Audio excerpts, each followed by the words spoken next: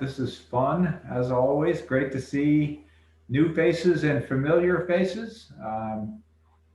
I see that I wore this tie particularly for you, Ed. I got my Carolina blue on today in celebration of the retirement of Royal Williams. Janet, great to see you from Missouri. Susan King. I looked at our list today. We have 20 states represented today to hear Florence Williams, a really special guest, both for me personally and for all of us who love the outdoors and love books. Great to see so many people joining in. We'll give it another minute as people are logging in. And it's great to see you, Stacy. Thanks for being with us. Bethany, thanks for joining us from Big Fork. Always good to see you, and I hope Shane as well, and staying out of trouble in the outdoors. Carl and Candy, thanks for being with us. Eric from Cincinnati, Linda from Port Washington. It's just so great to have so many people. Kathy from Brookfield, Illinois. Kathy's been with us for almost all of these. Thank you for hanging in with us through the pandemic. It's starting to feel a little bit more normal. I went to a soccer game on Saturday and kind of looked around me with everyone I knew who were all vaccinated, who were all family members, and it was really the kind of the first public outing that I've been to.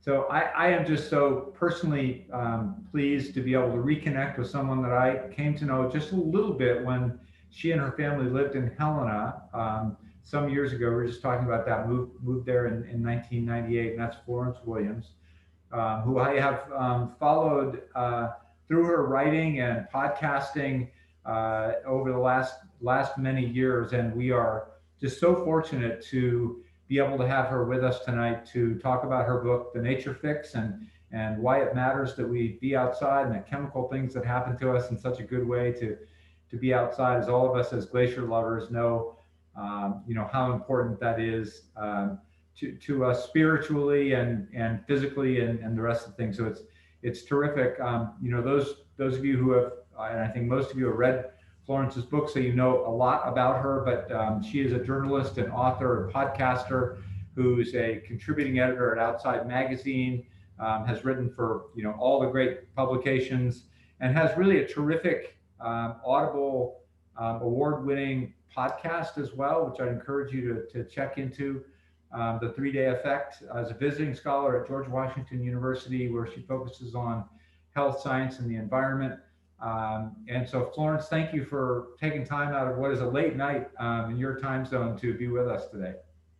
My pleasure, Doug. Thank you so much for having me. And I went to graduate school in Montana. I lived there for a number of years, and Glacier is really a big part of my heart. So I am grateful for all the good work that you and your team do there. We love doing it, and it's funny because my memory of Florence and her kids is kind of, all of us as parents raising kids in Helena go to the Park Avenue Bakery when we need a cookie fix.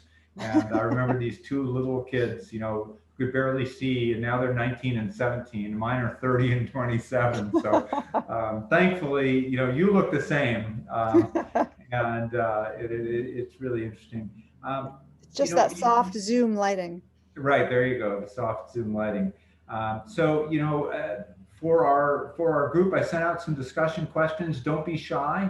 Feel free to weigh in and ask questions in the chat. Also, to just unmute yourself if you wish and ask a question. Florence has been good enough to put together a little bit of a presentation for us tonight. So without further ado, Florence, I'm going to hand it over to you, and you can share your screen and talk to us a little bit about your work and your book and kind of how all of this came together.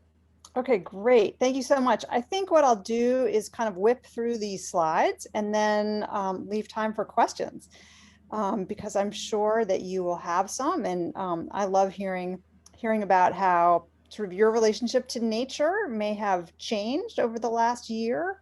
That's always kind of an interesting discussion. So these have been stressful times. And what's amazing is I wrote this book 3 years ago. And of course, it has felt sort of very relevant to me this year, and I think to a lot of people. So as Doug mentioned, I spent a number of years living in Montana. I also lived in Colorado. I was very fortunate to have a backyard that looked like this. Most recently, this was outside of Boulder, Colorado. And the reason I wrote this book is because I felt so connected to nature after 23 years of living in the Rockies and having a backyard like this. But then my family moved to Washington, D.C., and I ended up with a backyard that looked like this. And to get to my daily hiking trail, I had to cross this freeway, chain link fence, go down this bridge embankment, and then I would get to this really actually pretty trail that's part of the C&O Canal Trail along the Potomac River. But it turns out it's under the flight path of Reagan National Airport. So there are these low-flying jets every 90 seconds. And what happened when I made this move is that I felt like a stress bomb sort of went off in my own brain. And it really started making me think about how our external landscape gets reflected in our internal landscape.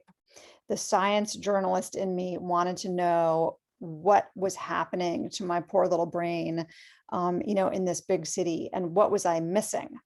Was nature deficit disorder a real thing?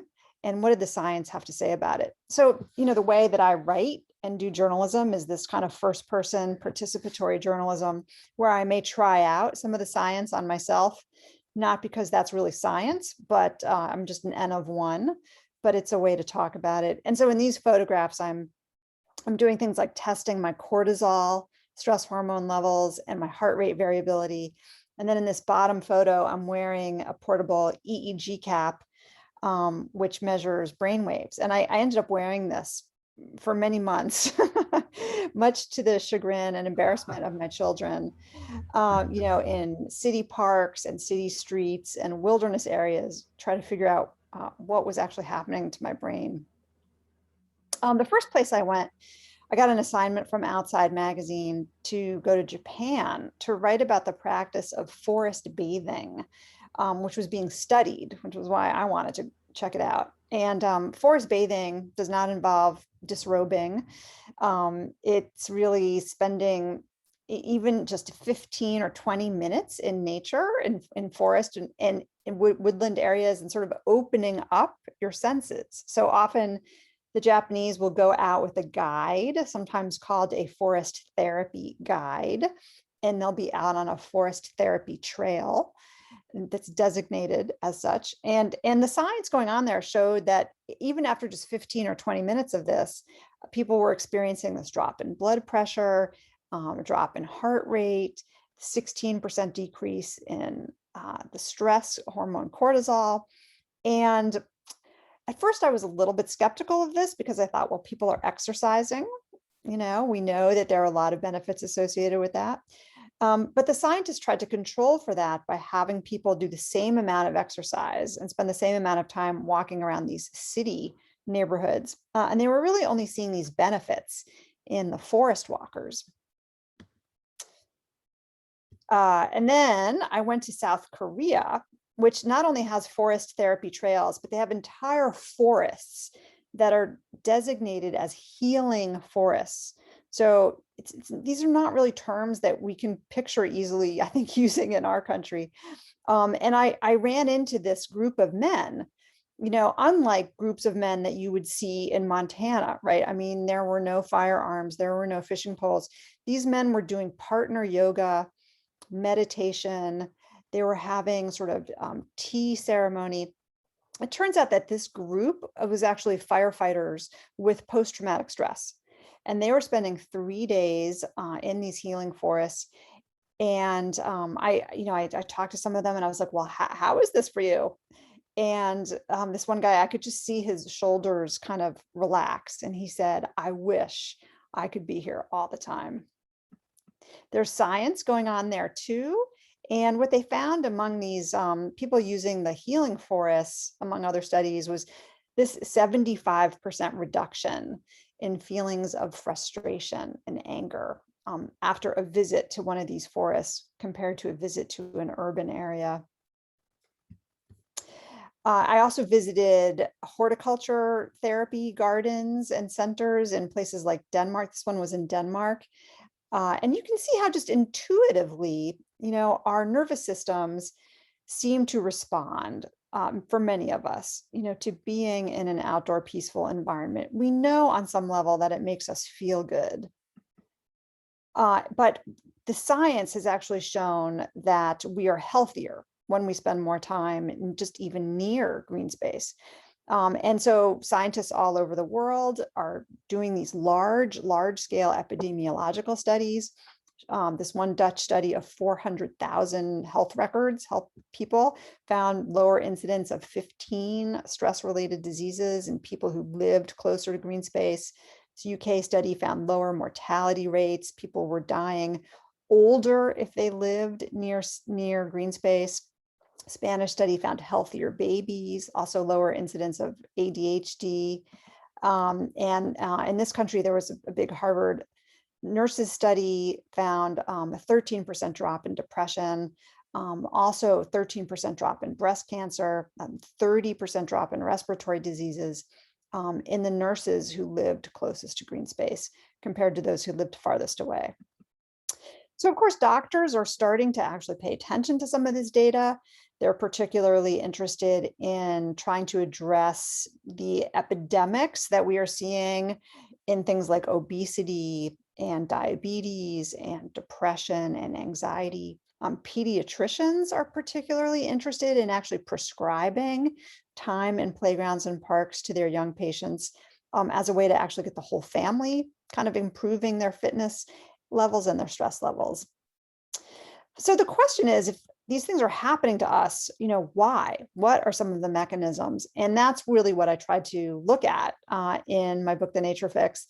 I found that different scientists have their different theories, and I'll talk about some of them, but the overarching concept is kind of one posited by E.O. Wilson from Harvard, which is this idea of biophilia, right? That as humans, we evolved outside, our nervous systems evolved to read natural landscapes, not to read the traffic circles of Washington, D.C., where I felt incredibly stressed out when I moved here. And that somehow when our nervous systems relax outside, the rest of our bodies, follow suit. So as I said, different scientists have their different theories. This is Dr. Ching Lee, and he is all about the smells of the forest. So trees, especially cypress trees, which are so common in Japan and Korea, they emit these phytoncides, these tree aerosols. That's what gives these forests their wonderful smells. And he's found that when we inhale these smells, and by the way, those chemicals protect the trees from fungal disease and bacterial disease. They also apparently increase our immune system cells. So our killer T cells actually increase in the presence of some of these phytoncides. There are other psychologists who will say, oh, no, it's about the color. The colors of blue and green, we, sort of unconsciously associate with vitality and healthy ecosystems where we can find food and healthy water. And so, on some levels, we sort of relax when we see these colors. Other physicists I talked to said it's actually all about the fractal patterns that trigger certain brainwave states that make us feel sort of alert and relaxed. And of course, these fractal patterns, they're patterns I learned that repeat at different scales. And they're often found in clouds, they're often found in trees, and they're often found in nature. So if it's true that just 15 minutes of opening our senses, can really change our nervous system response, it makes sense for us to, kind of game that a little bit by waking up our senses when we're outside. And so I have small tips for that. Things like when you do go outside, think about taking a deep breath, really inhaling, the wonderful smells of nature, to look and listen and touch, what kinds of birds are you hearing? What kinds of fractal patterns do you see? You can sort of cue yourself with some of these questions. One thing I do all the time is I'm always like picking little pine needles, off the trees and crumbling them and smelling them. We know that our nose is kind of a direct pathway to our brains and changes our emotional state of mind really quickly. And of course, if we close our eyes, our other senses really wake up. But if you look at children, I think you start to see some other pathways for why we might just enjoy being outside.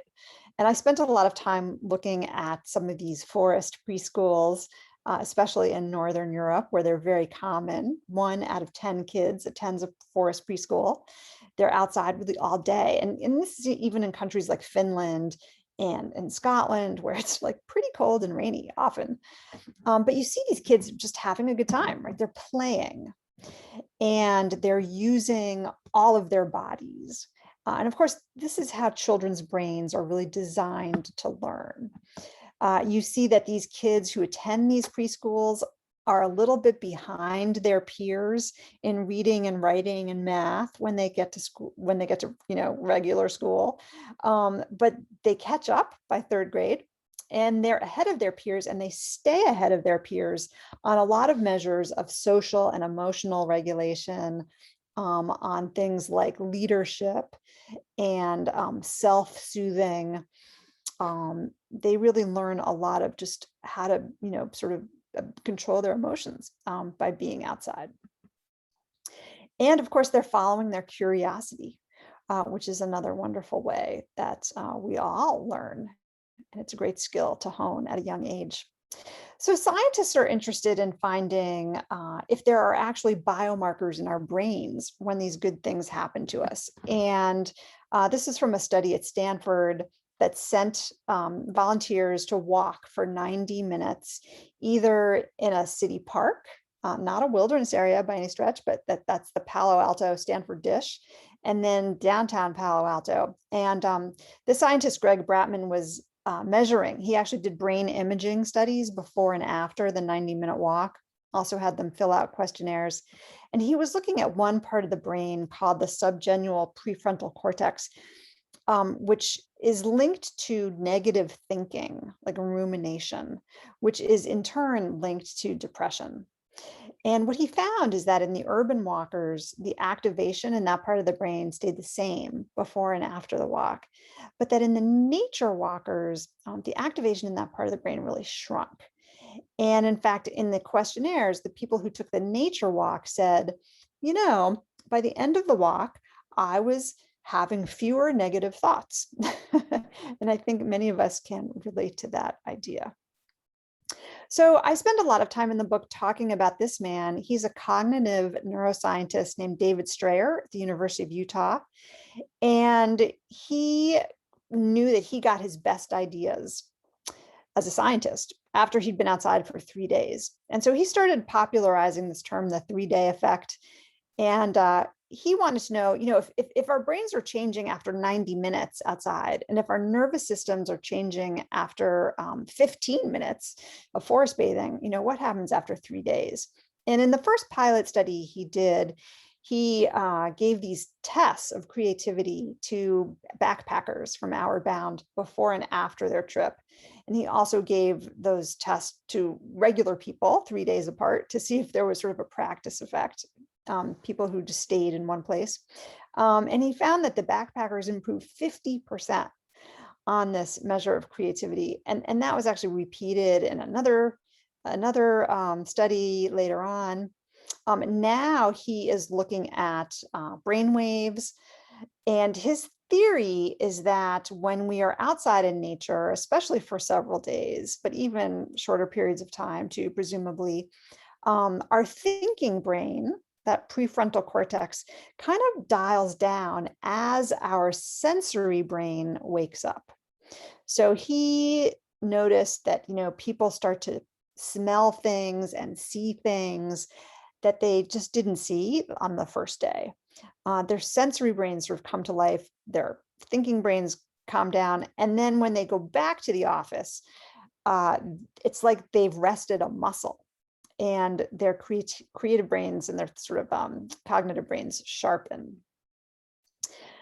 So, when we're in wilderness areas, that's where we can kind of have the time and the space to also let our minds wander, in this very deep way, where we can sort of think a lot about our self concept, who we are, what is our place in the universe. Certainly, many cultures across time have ritualized, time in the wilderness, to perform rites of passage, to mark life transitions. This is on the Green River through Ladora Canyon in Utah, which is actually, interestingly, the same place where this study was with veterans with post-traumatic stress. 150 years later, I was on this trip. And so part of, I think, what we're thinking about when we think about wilderness is the concept of awe, AWE. And there's some really interesting new science looking at awe, how it makes us feel a little bit smaller as individuals, makes us feel more connected to the world around us. And at the same time, interestingly, more connected to each other. So there are some number of studies now showing that when people view something really awesome and beautiful, even in a laboratory, like a photograph of a waterfall, they will perform better in teams, and they'll give away like more lottery tickets. They'll sort of behave more altruistically than if they look at pictures of things like traffic or shopping malls or things that are neutral. So the official definition of awe is that it's an emotional response to perceptually vast stimuli that transcend current frames of reference. So, I mean, really, it's just another way of saying it's something that sort of blows our minds a little bit. It doesn't have to be extremely dramatic. It can be a beautiful sunset. It can be sort of the surprise of a butterfly crossing our path. Often, though, about 75% of the time that people say they experience awe, it is in nature, which is interesting. People, of course, also experience it doing all sorts of other things, and being with their families, or listening to music, or being in a museum, and so on. Of course, the reality is that most of us don't live in wilderness areas or near them. We don't all have the pleasure of living in Montana. This is Singapore. It is the third densest city on the planet. In many ways, I viewed it as kind of the city of the future, because it's sort of the mega city, the way many of us are headed. And of course, the challenge really is, how do we bring nature to where most of us, in fact, live? We have to figure out how to make our cities humane and habitable and nature rich. And so people who think about these things, have conceptualized kind of our immersion, our need for immersion in nature, kind of like a food pyramid. So this is sort of the nature pyramid. The tippy top, kind of the dessert here is our wilderness areas, places where we can go maybe once a year if we're lucky. In the middle of the pyramid is maybe we can get out to a park, have an all-day picnic, or spend a weekend somewhere beautiful. But the bread and butter, this base of the pyramid, is our daily nearby nature. It's really our cities. And so it's why I spend a lot of time talking about the importance of things like urban trees and the urban forest, things like green schoolyards and the need for recess for our kids, things like workplace break rooms and rooftop gardens and courtyards and things like that.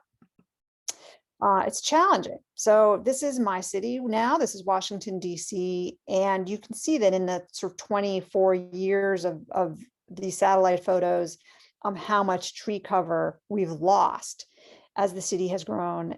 And unfortunately, you can see poverty from space. So, of course, like many things, access to nature is not distributed equally. Who gets to live in nature-rich areas has become a serious social justice issue, one that we are talking about more now with the pandemic too. Who had access to parks, who had access to big parks where they could feel safe and socially distanced. I'm really interested in this idea of urgent biophilia. So there are certainly times in our personal lives when we need more access to nature for stress reduction, and there are times in our collective lives when we need this too. I visited Joplin, Missouri. This was the scene of a horrendous level 5 tornado in 2011. A lot of loss of life, a lot of loss of buildings. But that city has come back from that, and sort of sort of dealt with the grieving process by really honoring the prairie landscape, the parks that were lost, replanting the trees that were lost. This is a butterfly garden that they built there, and it's a wonderful space of sort of just reflection and peace and also grief. So this is perfectly outlines one of the structures, one of the homes that were lost. Of course, now in this pandemic, when many of us feel like we can't go very many places, we are tired of the insides of our own homes. We have wanted desperately to go outside. There's been a new appreciation, I think, everywhere of how much stress relief we can get from nature and how much comfort we can find there. And in fact, it's been one of the safer places that we can be. This is just some examples of how I have also in the last year sort of learned to find beauty and moments of awe, just very close to my own home. These were just taken on my block. And so I have some tips for accessing nearby nature. I like to walk in the morning. Apparently the science really says that this helps us with our circadian rhythms. So apparently we sleep better if we walk in the morning light. Also, if you're going to be inside to work near natural daylight, move your desks or your chairs to your windows. Noise pollution. We didn't really talk about this, but it does have a very detrimental effect on our stress levels when we hear a lot of human noise. So, if you live in a place with a lot of, or work in a place with a lot of noise, think about wearing headphones or even piping in birdsong into your headphones. If you do need to go somewhere, maybe change your route so that you're walking or driving along streets that have more trees. Lobbying for green schoolyards and more recess. Please take kids and grandkids with you when you go to nature. We need to connect kids to nature now. When they're younger, it's easier, and then it becomes a lifelong gift that they will have forever. And it's fun to just eat and take breaks outside. Our digestion works better when our nervous systems are calmer, and that happens outside. And don't forget to cultivate awe. Here's a little sort of anagram for thinking about awe and how to microdose it. And if you think of the A as standing for just paying attention to beauty around you, and when you find something beautiful, to just hang out there for a moment, take 3 breaths, wait, and exhale. Okay, that's it. I'm gonna stop the share. And here's this is an urban park in Salt Lake. Another plug for urban parks. There we go. Okay. I think we're back.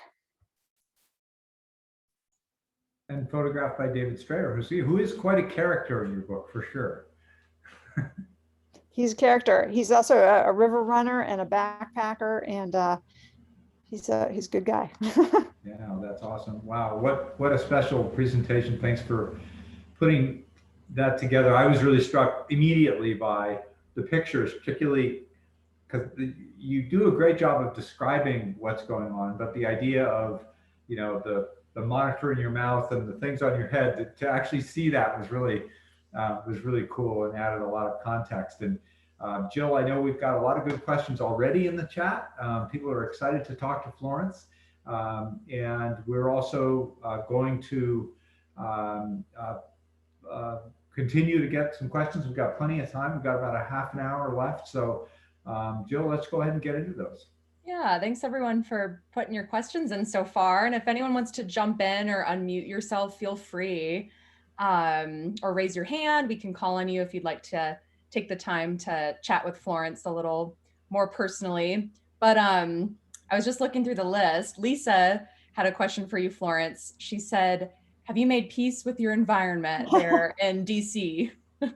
Yeah, good question. A lot of the people I talk to are very concerned about me. They're like, are you okay in DC? I have learned to make peace with DC. I'm actually really lucky. I do live very close to the Potomac River. I have been there almost every day. I take my kids there, we picnic, it's beautiful.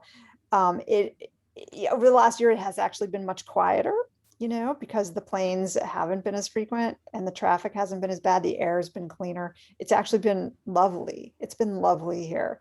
That is not to say I do not miss the West. I'm actually going to Colorado next week. Very excited about that. Nice. Bethany made a really great point. And I just, was wondering if you might have some thoughts on this. She said, I wonder if during the research for your book, you were ever struck by the quote, rightness of this data and how these findings were making sense to you. That's how she felt when she was reading the book. There is definitely something inside of us that recognizes these concepts as correct, or like a sense of, oh, that makes sense, when reading all of these findings. So do you have any thoughts on that, or want to elaborate on this point Bethany made? Yeah, I do think for many of us, these seem like very intuitive findings. Although you'd be surprised how many people don't find it so intuitive. One thing that's been interesting to me is I get a lot of emails from people who say things like, oh, I read your book and now I go outside. So there are a lot of people who did not go outside. I'm hoping that since the pandemic, there are more people who have learned to appreciate it. Certainly, this data is still not being taken very seriously by medical schools or, by the U.S. military or by the medical establishment as far as, insurance premiums. There are a few doctors prescribing nature, which is great, but there are an awful lot of doctors who are prescribing other things and not even thinking about nature. And it's because they didn't learn about this in medical school and they didn't go outside when they were kids. So, we have really two generations of people now who are pretty disconnected from nature. So I was really struck by, I spent some time with the Girl Scouts for an article I wrote actually after the book came out. And these girls, like kids, right? They want to go outside. They want to go camping. They want to ride mountain bikes. They want to go rock climbing, but their instructors, their Girl Scout leaders, have never been camping. Like they don't want to go. They've never done it. So it's challenging. And that's why, I'd like to speak to grandparents, because grandparents, many of them did grow up with nature and they are connected to nature and they know how to take their grandkids out there. So sometimes we have to bypass the parents altogether, unfortunately. Yeah, that's really interesting. Carl's wondering, have there been any studies on how long after we return to our urban lives that these positive effects, like our calmness and our creativity, how long do those effects last? Is there any studies on that or any info you came across? Yeah, great question. There aren't a lot, I would say. I'm sort of struck by analogies, that compare our nature diet to sort of a regular diet. You don't just eat broccoli once a month and call it good.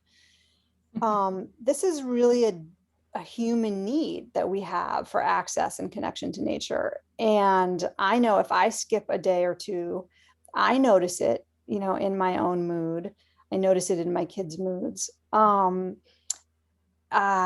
I think as human animals, we really can't deprive ourselves of it for too long without seeing some effects. But I think, there's so much individual variation. And there are different times in your life, right, when you may be sort of struggling or dealing with more stresses where you need more of it. I mentioned the rites of passage and the times of transition. I think for times of transition, it's super important. And then, especially for like teenagers or, people in their 20s, they're so peer focused that maybe in those years they don't need quite as much. But if they've had that connection as children, it's something that they can kind of re-access when they do need it. Mm-hmm. Yeah, that's a great point. Kind of getting into some of the personal examples, Ed is wondering, does running outside count, or does it need to be more of like a leisure kind of thing where you're soaking it in a little more maybe? Well, it depends what you're after. So if you feel like you need sort of emotional restoration, mental restoration, the science does seem to suggest that the more mindful you can be about the environment you're in, the more senses you open, sort of the quicker the route to mental recovery. So, if you're listening to earpods, and you're working out to your Olympic playlist or something, you're going to get a ton of benefits. You're going to get fresh air and vitamin D, and your cardiovascular system is going to be fantastic. But you may not really be working on your stress levels so much, or working through your sort of whatever grief and trauma and other things you may be dealing with. So I think it depends what your objectives are. But I think there are a lot of ways to be outside. If you have to be on phone calls, you can maybe take some of those walking meetings. Lots of ways to be outside. Sure. Just pay attention, to what you need in a given moment. Yeah. Susan is wondering, how can we maybe influence our peers or colleagues? She made a comment that some other countries seem to be maybe a little more enlightened than us Americans. So she's just wondering, how can we get, our peers on board with this concept, maybe if they're a little skeptical, like you had mentioned earlier. Well, there's this great book they can read called The Nature Fix. Available at glacier.org. Again, I think a lot of it, we need to keep our eyes on the next generation some too. And the more we can get kids outside now and create access for everyone who lives in cities, the more we'll be able to sort of take this to scale. And it's not just going to be up to us as individuals, in individual families, but we need to get our schools on board. We need to get our hospitals on board. We need to get our neighborhoods and our city planners on board, and sort of thinking about this, in very large scales. Sure. Yeah. It takes a village. Margaret is wondering if you've come across any research on people who say live in a forest, but are also experiencing higher stress levels. She personally lives in a forest. She can get pretty stressed out about threats, or, whether they're real or perceived from nature, from the weather. So she's guessing science would say that still that is better than living in an urban setting. Do you have any thoughts on that? Well, the science does say that. The science says that people who live in cities at least have higher incidences of anxiety, schizophrenia, any one of a number of, sort of cardiovascular and psychological problems. This is not to say that people who live in the country are like super healthy. Like, we know that in rural America, actually health outcomes are worse. So there's more poverty in rural America, and that's the number one determinant of health. So no matter how much nature you have, if you have no access to healthcare and no access to a job that is going to make you feel like a respected human being, you're going to have big health problems. So nature is not the answer, for everything. It's just a piece of the puzzle that will help us recover from sort of the micro stresses of daily life. But we're always going to have the stresses. Sure. And Deborah kind of touched on a point there. Here in Montana, we have really long winters, dark, gloomy days for months on end. And Deborah made a comment about the effects of, gray skies and your mood. So does that kind of fit into this puzzle at all? Did you come across any research with like seasonal effects, or maybe like a different effect that nature can have on us depending on the weather or other forces of nature, so to speak? Yeah, I mean, certainly it does seem like vitamin D, and access to sunlight is really important for people's moods. I guess there in a lot of countries and cultures where there's a lot of darkness in the winter, there's sort of other rituals that sort of step in to create a stronger sense of community, right? And so unfortunately, in many parts of the modern world, we have this sort of like double dose of a loss of community and a loss of the fabric of community, greater feelings of loneliness, right, that are pervasive now, combined with sort of the environmental challenges. And so I think, one thing we need to do is sort of take back winter and maybe think about celebrating it more and bringing back some of the rituals and celebrations and sort of coziness, that some of these other cultures have traditionally had. I like that idea. Mm-hmm. Yeah. People are part of the solution too. It's not just nature. We need each other. Of course. Yeah. Carl and Candy would like you to touch a bit more on your forest bathing experiences. They're wondering if it's different at night or maybe during a full moon. Is there anything cool you experience doing your forest bathing? It's so interesting. I will confess here that I am actually learning how to be a forest therapy guide. I'm taking a course to get certified in forest bathing. So sign up on my website and I can maybe take you someday on a forest bathing hike, or Doug, you guys could offer these, a lot of natural areas and arboretums and things like this are offering them, and they're offering things like full moon forest bathing hikes. I've never done sort of official forest bathing at night. I think it would be super cool, actually. If anyone out there has done it, I'd love to hear about it. And I'd love to hear from you all about your sort of pandemic experience as far as nature connection, if anything has changed for you in the way that you are accessing nature now. I think that would be really neat to hear about. Yeah. So who wants to be brave and start and unmute and tell and answer that question for Florence, while I'm putting Florence's website in the chat so that you can sign up there. Yeah, does anyone want to share how they've maybe connected with nature in new ways or different ways this year?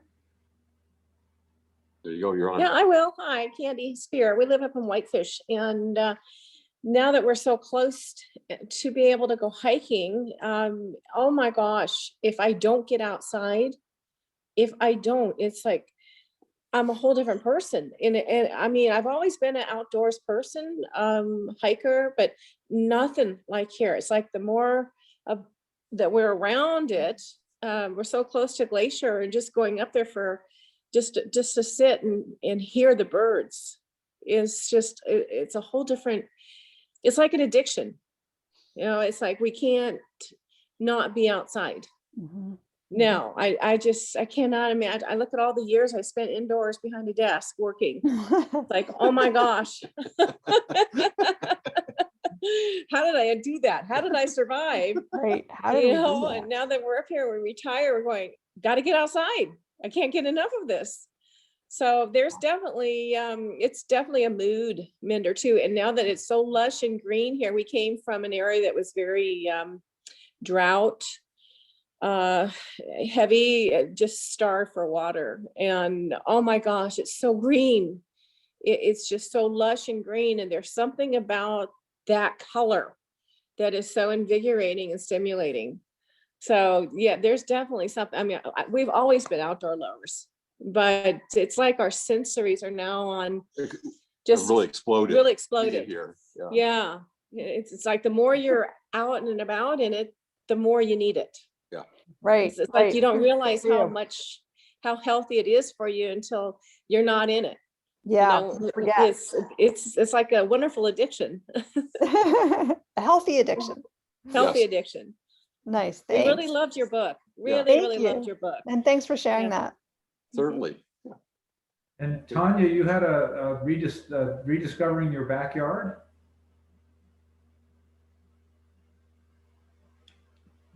Right. We spend hours now in our backyard. This is Eric. And not that's Tanya. Eric, yeah, Of course. from Cincinnati, Ohio. Exactly. And you know, just enjoying the squirrels and the birds and the rabbits. We made a new brush pile so that rabbits would have a home in our backyard now. So it's been a wonderful respite. Nice. Nice to hear. Yep. And We've Lisa, gotten you to talk- know our little spaces very well. And Lisa, you talk about taking your son for a walk in the woods.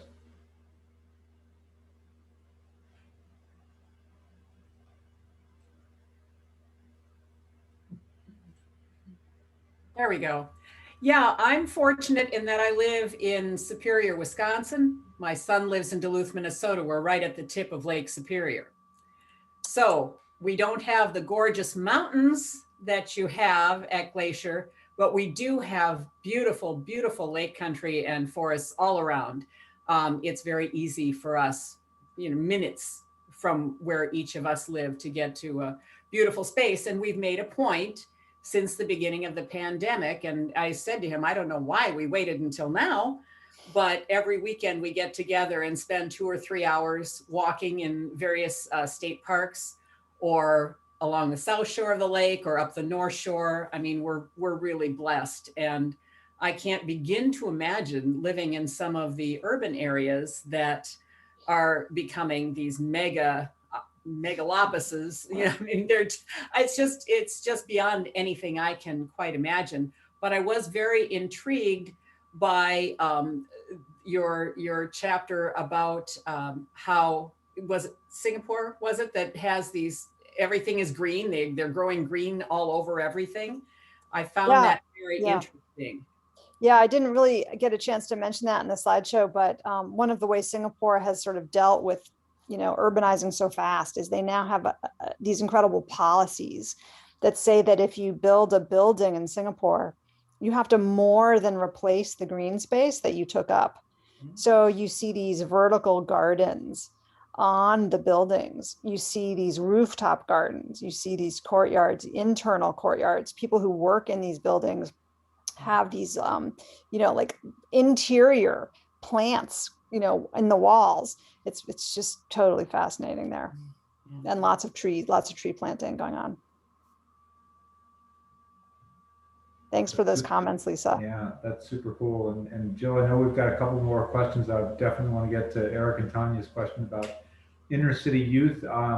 We are having a contest tonight. Our next book club book is Mortal Fall by Christine Carbo, and we'll be giving away a copy of this tonight to a lucky winner. We'll announce that in just a minute. And Florence has been generous enough to offer to do book plates for anybody who is interested. So if you'd like an inscribed book plate to put in your book, just you can chat that right here, and Emily will take that down, or you can also just email that to me or to Emily, Doug at Glacier.org, or Emily at Glacier.org, and we'll take care. And thank you, Florence, for doing that. That's a really special prize. You know, in the old days, we just go to one of these events together and we'd all bring our books, and then the authors would sign them. Now we've got to do a workaround for that.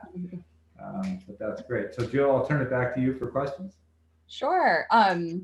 Yeah, Florence, you had touched on this a little earlier, but Tanya appreciated the point you made around unequal access to green spaces.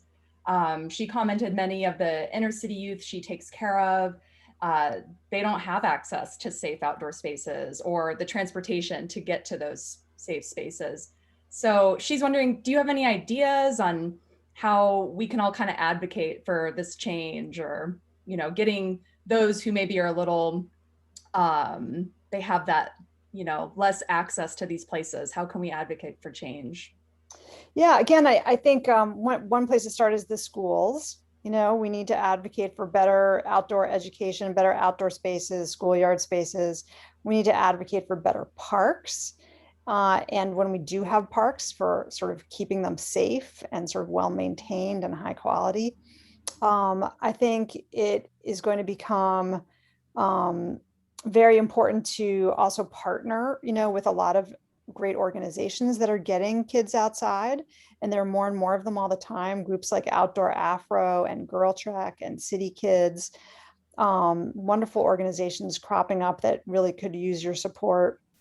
I am really a big fan of the efforts of the Trust for Public Land, which I know is active in Montana, among other places. They have this incredible mapping system where they're actually looking at every large city in America and identifying where the park deserts are. So it's like sort of like this idea of the food deserts. Where are the neighborhoods that don't have supermarkets? Well, where are the neighborhoods that don't have parks?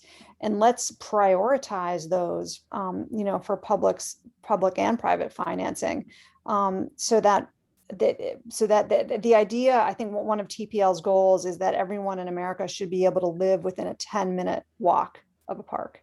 And currently only about, I think, a third to a half of Americans have that privilege right now. Wow. So that's a really cool, tangible sort of science-based goal. Cool. Yeah. It's something also we're working on at the Conservancy. We don't have our arms around it yet. We've funded a couple of pilot programs in conjunction with the Boys and Girls Clubs to try and bring, people who don't have access to the parks to the parks. Again, in Montana, it's a little more challenging because while we have a lot of free and reduced lunch, we don't necessarily have the urban issue. So we've been grappling with I met with the Boys and Girls Club of Chicago recently. How could we do something, maybe using the train and take kids from Chicago and bring them to Glacier? So keep your eye on us. We're thinking about a kind of innovative educational program, and if anybody has ideas to that end, please help us out, because that's a place we would like to lean into as we think about diversity and inclusion. You have to be intentional about it. It's not going to happen by accident, for sure. Right. That sounds like a great program, Doug. Keep me posted. Yeah, you bet. Well, I think that was it for questions for now. I thought maybe we could announce the giveaway winner. Take this little time. I have the giveaway winner, and Lisa, Hope, when you said you were fortunate in Superior, Wisconsin, you are in fact our fortunate winner tonight. So I will be sending you a copy of Christine Carbo's book, Mortal Fall. She's our guest for next month, and we're celebrating the 111th birthday of Glacier National Park today. Kathy did have a question about where you're taking your forest bathing class. Oh, it's through an organization called ANFT, which is the Association of Nature and Forest Therapy. And they are certifying people to be guides. It's like a 6-month online program. It's kind of involved. Wow, yeah, that's kind of cool. I love the idea too. I mean, that's a neat idea to have. No reason why we can't have those programs in Glacier. Yep. That's a neat idea. So tell us a little bit more about. We're focused on the book, as we should be, and obsessed by it. But tell us a little bit more about the podcast. I'm sorry, about the podcast. Oh, yeah. Yeah. So I make podcasts for Outside Magazine, and I also have made 2 based on my previous 2 books for Audible Originals. And the most recent one there was called The 3-Day Effect, which you may recognize from the slideshow. I've taken sort of one part of the book, and we go out with a group of veterans. And I go out actually with a group of sex trafficking victim survivors. I go out with various other I go out with a writer who has writer's block, who's just sort of like run-of-the-mill neurotic guy. And we actually take them camping or whatever for 3 days, and we do all these tests on them. So we actually see what's happening in their nervous systems, and have looked at some EEG data and stuff like that. so it's sort of a combination of, you know, the reporting, but also the science. And it was really a fun part. That's just a 6-part podcast. And I think you have to be a member of Audible, or you have to sort of pay $6 for that one.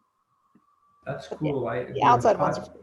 Podcasting has become, you know, quite a thing. We actually, with donor support, funded last year the first season of the Headwaters podcast here in the park with 2 park rangers who are quite characters, and so they did an 8-podcast series. So popular, in fact, that we're back for we funded season 2 again through generous donor support, and one of the projects we're fundraising money for now for next year is season 3 of the podcast. So it's neat to see those kinds of things. I feel like if you want to reach anyone under 40, you need to be podcasting. Yeah, and it's really interesting. We just got a segmentation report of who our supporters are. One of those, you know, sexy things that you get as an executive director. And so pouring through the data, and we've got a huge gap in that demographic from 20 to 50. And, you know, part of it is just we're not speaking that language. And so I think the podcast helps fill that hole for sure. So what's next on the Florence Williams? What do we get to read next? I've been working on a new book that is somewhat related. You know, in the Nature Fix book, I sort of organize the book by dose. And so I start with Nearby Nature and I kind of end with the 3-day effect. But I was also really interested in what happens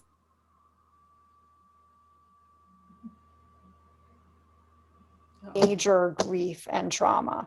And it turns out that those are topics that are kind of relevant right now and on people's minds too, even this traumatic year that we've all had.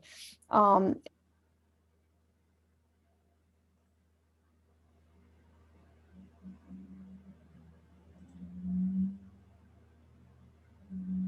out a little bit. It's a good time. If that's going to happen, this is a good time for it. I'll fill in a little bit and see if she comes back to us. Bethany asked about when season 2 is coming out. Jill, do you know I think is it going to be again like that same time frame, late fall, early winter? Of Headwaters? Yeah. I think so. Yeah. So last year they dropped it toward the end of the year, all at once, December, January timeframe. And I imagine it'll be that same time frame again for season 2. They'll be recording it this summer, I believe, and like kind of into the fall. Yeah, it's pretty exciting. I hopefully, well, I know this is gonna be a themed one, and they're gonna kind of work around this idea of keystone species, Clark's nutcracker and the white bark pine. And so kind of a lot of things working off of that in terms of how things work together in the park. These guys' brains work in really interesting ways. So so I think we have lost our guest. I don't think it's because she didn't. I don't think it's because she didn't love her experience with us. Thank you all so much for really a great, vibrant conversation. I'm glad that you enjoyed the book. Our high school intern, actually, Ella Hutchison, who is usually with us, couldn't join us tonight, is the one who recommended the book. I had kind of had my eye on it, but she had come and said, I think this would be a good one for us to do in the book club. So I couldn't agree more. It was a neat, and it's such a great match for what we all went through last year. So I'm sure that Florence is currently pulling her hair out, but in any case, we got a great hour together. Again, thank you all for being with us, and we will look forward to seeing you next month. And now that it's starting to get warm, we'll look forward to seeing you in the park. Yeah. Thanks again, everybody. Thanks, everyone. Good night. Thank you.